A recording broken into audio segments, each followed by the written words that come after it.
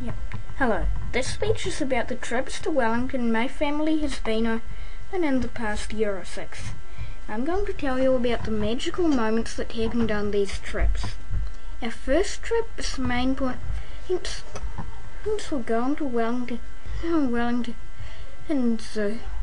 Me and Owen got a Wellington Zoo coin each from one of those machines that turn normal coins into special ones. The other main point was going to Te Papa, to see the Britain V1000 and some other stuff. I was too scared to go in the glowworm cave then because I was afraid of the dark. But this is as much as I can remember about our first trip to Wellington. Then our second trip was a day trip to Wellington by train from Carterton Station to Wellington Station. Because you can't fit a car on a passenger train, we had to walk around on our feet instead.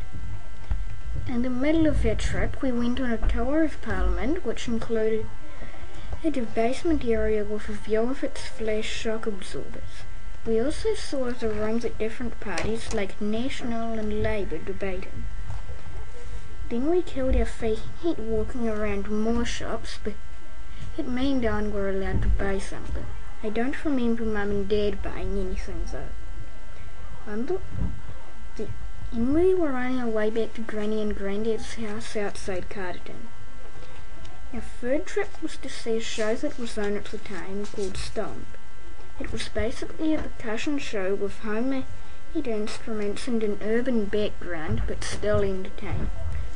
Then we walked around some of Wellington's bookshops and other places. Our fourth trip to Wellington was to see a Te Papa exhibit that was on at the time called Egypt Beyond the Tomb.